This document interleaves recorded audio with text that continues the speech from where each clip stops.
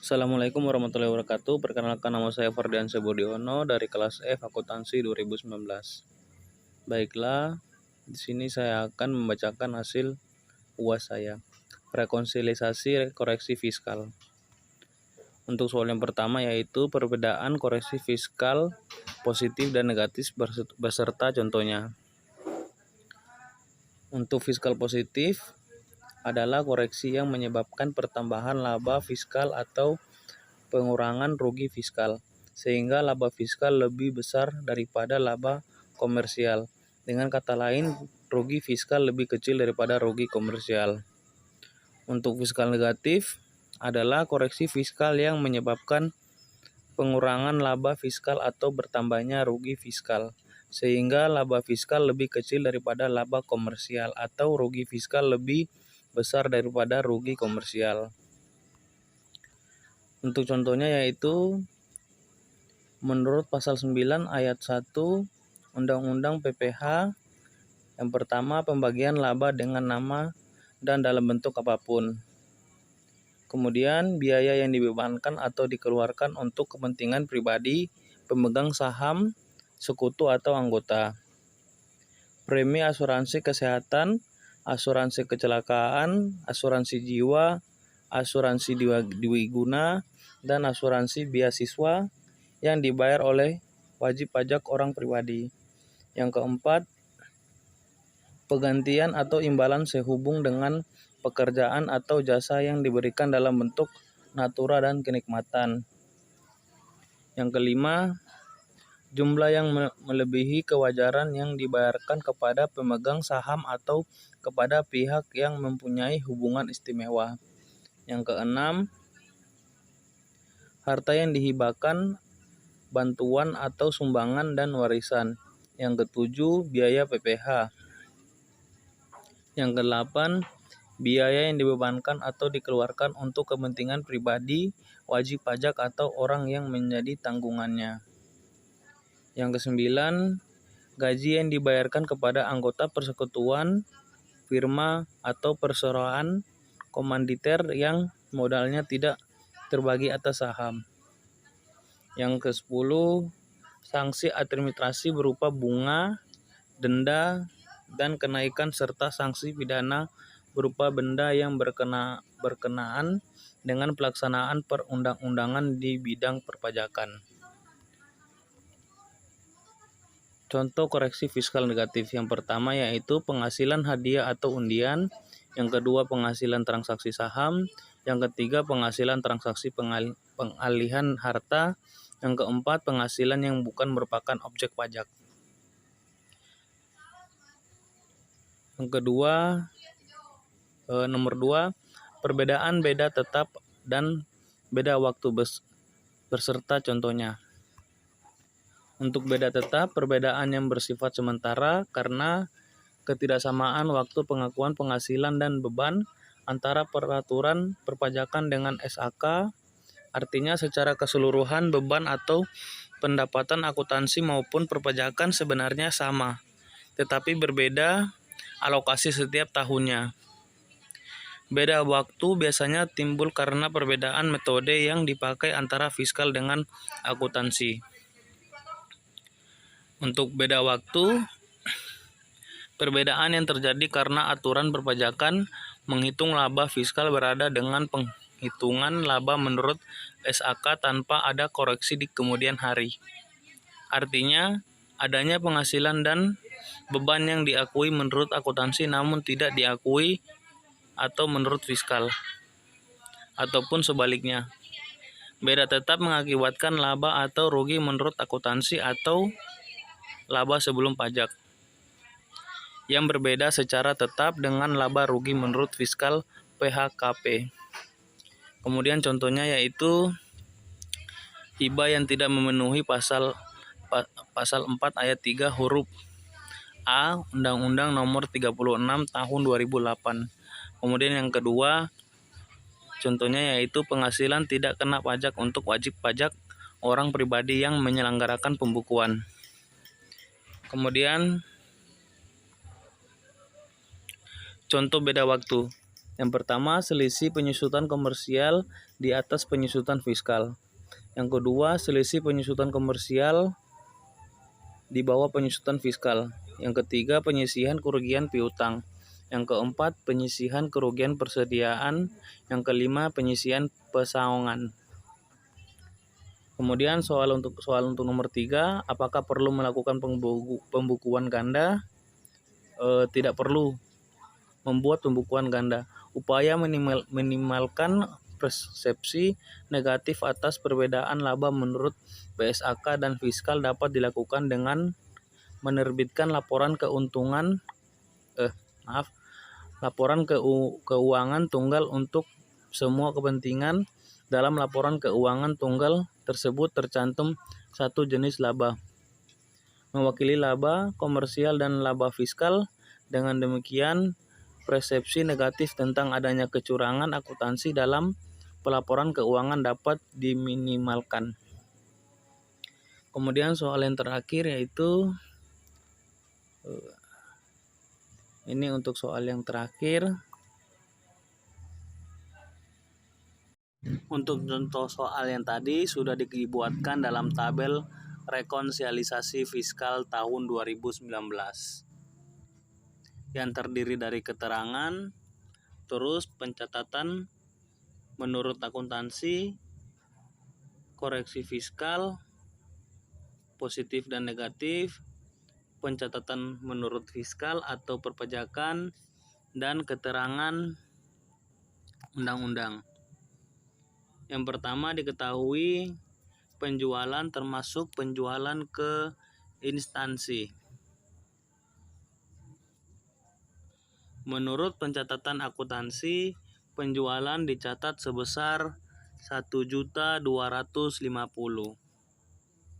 Karena penjualan diakui oleh perpajakan, maka pencatatan menurut fiskal atau perpajakan juga sebesar 1.250.000. Kemudian persediaan awal 1 Januari dicatat menurut akuntansi sebesar 200.000 dan menurut fiskal juga sama sebesar 200.000. Kemudian untuk pembelian 1 juta menurut akuntansi dan menurut fiskal juga sama sebesar 1 juta. Kemudian persediaan 31 Desember atau persediaan akhir dan dicatat oleh akuntansi sebesar 720 dan menurut fiskal sebesar 720. Untuk menghitung HPP-nya yaitu persediaan ditambah dengan pembelian dikurang dengan persediaan akhir 2 juta ditambah dengan 1 juta dikurang 720 hasilnya 480.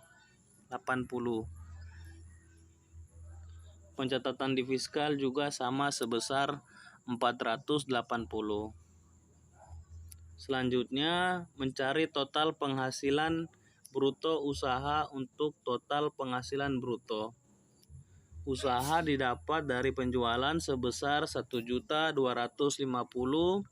dikurang dengan HPP sebesar 480 hasilnya 770. Menurut akuntansi dan menurut perpajakan sebesar 770.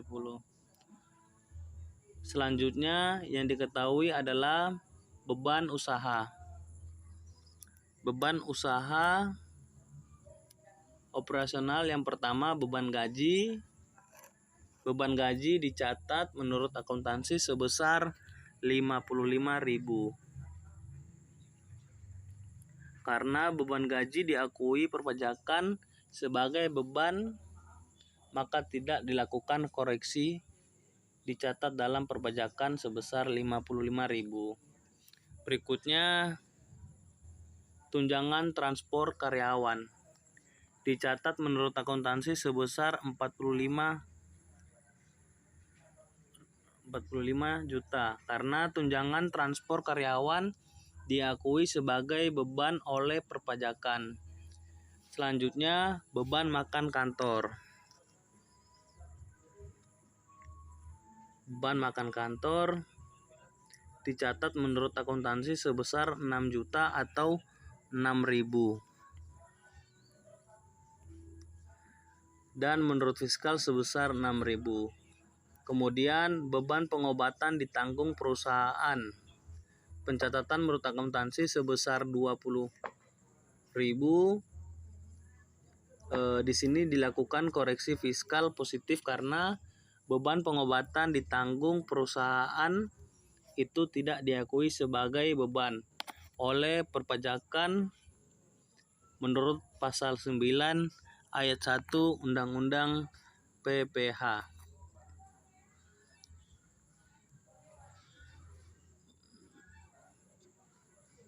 Dikoreksi fiskal positif jadi pencatatan menurut istilahnya sebesar 0 karena telah dilakukan penghapusan beban. Kemudian berikutnya beban training. Beban training karyawan dicatat menurut akuntansi sebesar 15.000 dan dicatat menurut fiskal sebesar 15.000. Kemudian beban seragam satpam. Beban seragam satpam menurut akuntansi sebesar 12.000 dan menurut fiskal sebesar 12.000. Kemudian beban sanksi administrasi pajak. Untuk beban sanksi administrasi pajak menurut akuntansi sebesar 10.000 dan karena dia tidak diakui sebagai beban menurut pajak maka dilakukan koreksi fiskal positif berdasarkan pasal 9 ayat 1 Undang-Undang PPH. Jadi pencatatan menurut fiskal sebesar yang berikutnya beban bunga pinjaman sebesar 7.000.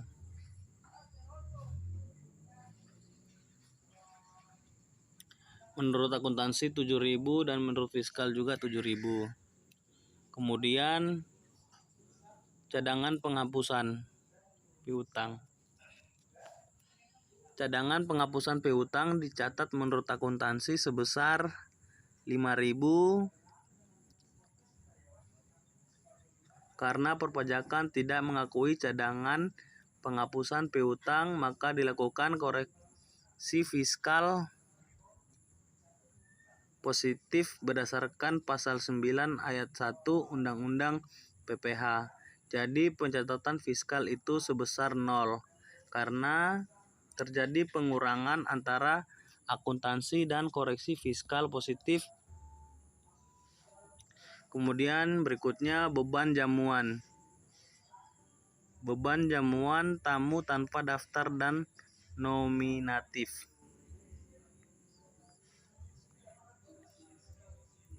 Untuk menurut akuntansinya sebesar 10.000 karena tidak diakui sebagai beban oleh perpajakan maka dilakukan koreksi fiskal positif menurut SE 27 atau VJ 22 garing 1986. Jadi pencatatan fiskal atau perpajakan sebesar 0. Kemudian beban listrik dan telepon. Kemudian beban listrik dan telepon kantor. Menurut akuntansi sebesar 24.000 dan diakui sebagai beban oleh perpajakan sebesar 24.000. Maka pencatatan menurut perpajakan atau fiskal juga sama sebesar 24.000. Kemudian PBB dan bea materia. Diakui menurut PBB dan bea materia, menurut akuntansi 3.000 dan menurut fiskal juga 3.000 karena diakui oleh perpajakan. Kemudian ada penyusutan aset tetap. Penyusutan aset tetap di sini pencatatan menurut akuntansi sebesar 40 juta dan dilakukan koreksi positif sebesar 5.000. Dan pencatatan menurut perpajakan atau fiskal sebesar 35 juta. Dan menurut pasal 11 Undang-Undang PPH, kenapa menurut fiskal sebesar 35 dan kenapa koreksi fiskalnya sebesar 5.000? Karena ada pemberitahuan tambahan karena bangunan permanen dan yang harganya dan harga belinya 400 juta dan bangunan untuk kelompok 1 harga belinya sebesar 60 juta. Dan untuk bangunan permanen ini umur ekonomisnya selama 20 tahun. Karena harga belinya 400 juta, maka 400 juta dibagi dengan 20 tahun sama dengan 20 juta.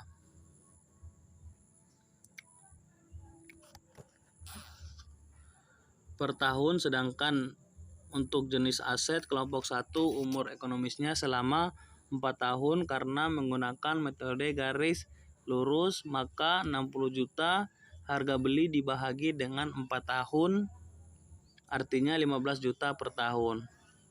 Untuk total penyusutannya yaitu penyusutan bangunan permanen sebesar 20 juta ditambah dengan penyusutan untuk jenis aset kelompok 1 sebesar 15 juta sama dengan 35 juta. Jadi pencatatan yang dicatat menurut perpajakan itu sebesar 35 juta, selisihnya 5.000. Selanjutnya premi asuransi kebakaran pabrik. Premi asuransi kebakaran pabrik dicatat menurut akuntansi sebesar 10.000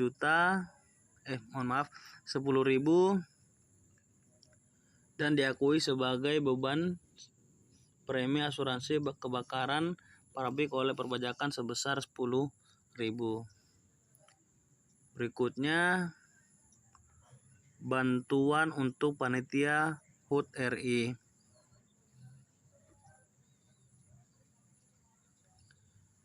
Dicatat oleh akuntansi sebesar 5.000 dan karena tidak diakui sebagai beban maka dilakukan koreksi positif sebesar 5.000 atau penghilangan beban, jadi dicatat dalam perpajakan sebesar 0 menurut pasal 9 ayat 1 menurut pasal 9 ayat 1 Undang-Undang PPH. Untuk total beban usaha itu adalah jumlah dari beban operasional sebesar 275 menurut akuntansi dan sebesar 212 menurut perpajakan atau fiskal. Untuk penghasilan neto dari usaha yaitu total penghasilan usaha bruto dikurangi dengan total beban usaha sama dengan 495. Sedangkan untuk pencatatan menurut perpajakan sebesar 55.800. Nah, di sini ada keterangan penghasilan dari luar usaha. Penghasilan dari luar usaha yang pertama sewa kendaraan box kepada FA Sejahtera setelah dipotong PPH. Nah, di sini ada keterangan setelah dipotong sebesar 9 juta atau 9.800. Nah, 9.800 ini didapat dari hasil potong PPH. Sedangkan yang akan ditaruh di laporan keuangan fiskal yaitu sewa yang sebelum dipotong, artinya sewa yang sebelum dipotong PPH itu sebesar 10.000 dan mendapatkan potongan sebesar 2% atas sewa dan penghasilan lain sehubung dengan harta, jadi didapat potongan 2%. Hasilnya yaitu 9.800 menurut pasal 4 ayat 1 Undang-Undang PPH. Yang kemudian keuntungan selisih Kurs keuntungan selisih kurs menurut pencatatan akuntansi sebesar 5.000 dan menurut pencatatan fiskal sebesar 5.000. Kemudian penerimaan kembali PBB yang dibebankan itu sebesar 5.000 menurut akuntansi dan menurut fiskal juga sama sebesar 5.000. Berikut penerimaan kembali PBB yang dibebankan itu sebesar 5.000 menurut akuntansi dan menurut fiskal juga sama sebesar 5.000. Berikut jasa giro. Jasa giro pada bank semesta itu sebesar 2.000. Nah, di sini dilakukan koreksi negatif. Karena apa negatif? Karena pada pasal 4 ayat 2 Undang-Undang PPH untuk penghasilan jasa giro atau penghasilan lainnya itu masuk pada koreksi fiskal negatif sebesar 2.000. Kemudian penghasilan bunga.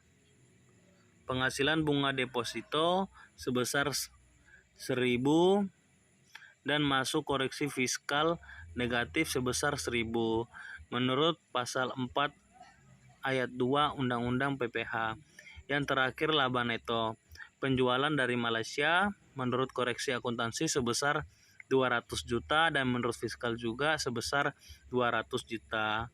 Untuk total penghasilan luar usaha menurut akuntansi sebesar 222.800 dan menurut fiskal juga sebesar 220.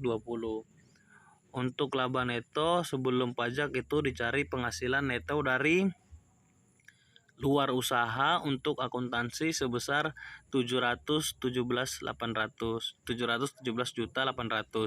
dan untuk perpajakan sebesar 778.000. Nah, jadi hasil dari penghasilan kena pajak PT Berkah itu sebesar 778 juta. Sekian dari saya mengenai sekian penjelasan materi mengenai fiskal dari saya. Kurang lebihnya saya mohon maaf.